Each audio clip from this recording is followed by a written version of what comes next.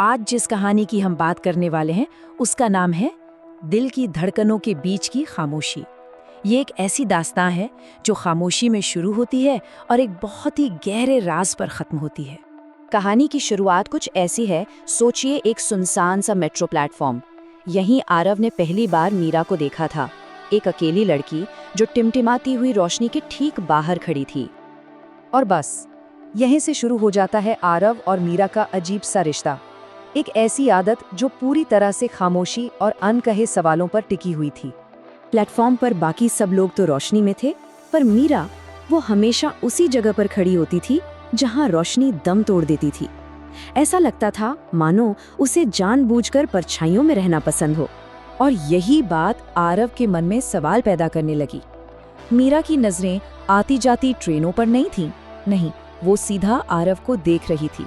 एक ऐसी नजर जो जैसे कुछ पूछ रही हो। और फिर ये एक सिलसिला बन गया।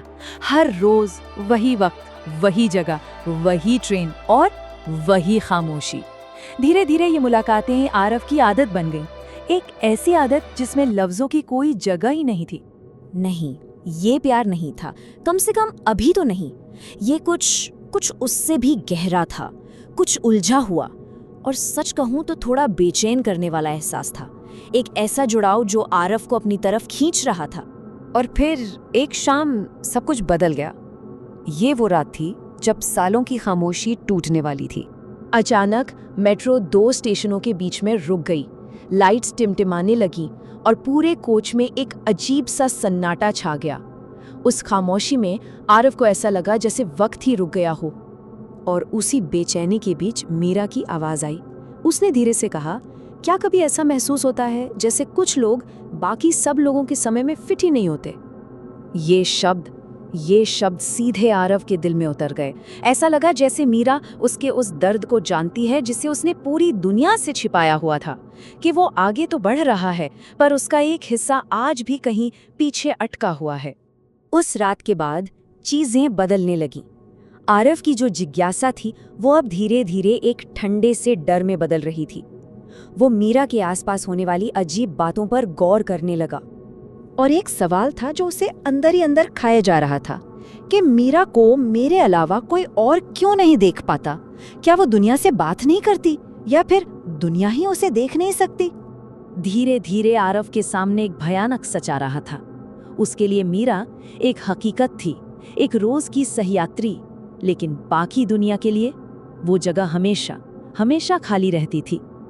और अब कहानी उस मोड़ पर आ पहुंचती है जहां आरव का अतीत और मीरा की हकीकत एक दूसरे से टकराने वाले थे। 3 साल पहले बारिश की एक रात, एक हादसा। उसी रात आरव ने रिया को खो दिया था। वो तो बच गया, लेकिन उसका एक हिस्सा उसी पल में हमेशा के लिए अटक कर रह गया था। आखिरकार आरव ने अपनी सारी हिम्मत जुटाई और पूछ ही लिया, तुम हो कौन? और जैसे ही ट्रेन की बत्तियां फिर से टिमटिमाईं, मीरा ने जवाब दिया, मैं यही मरी थी। और बस उसी पल आरव को सब समझ आ गया। मीरा कोई और नहीं बल्कि उसके अपने ही दर्द का अक्स थी, उसके उस हिस्से का प्रतीक जो 3 साल बाद भी आगे नहीं बढ़ पाया था। इस सच के सामने आने के बाद आरव के पास अब बस एक ही रास्ता था, अतीत को जाने देना। उसे एक आखिरी फैसला लेना था। मीरा जा चुकी थी और उसके साथ ही वो खामोश सिलसिला भी खत्म हो गया था। अब प्लेटफॉर्म पर सिर्फ एक अजीब सा खालीपन महसूस होता था। और फिर एक शाम उसे एक आवाज सुनाई दी, जैसे कोई फुसफुसा रहा हो, एक आखिरी संदेश, जाने दो। उस एक पल में आरव ने रिया को याद किया और उस दर्द को आजाद कर दिया जिसे वो 3 सालों से अपने सीने में कैद किए हुए था। उसने जाने दिया।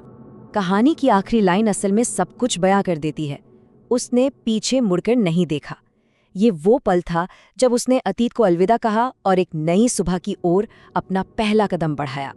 उम्मीद है आपको ये कहानी पसंद आई होगी और ऐसी ही कहानियों के लिए ज़ेनोरा को सब्सक्राइब करें, लाइक करें।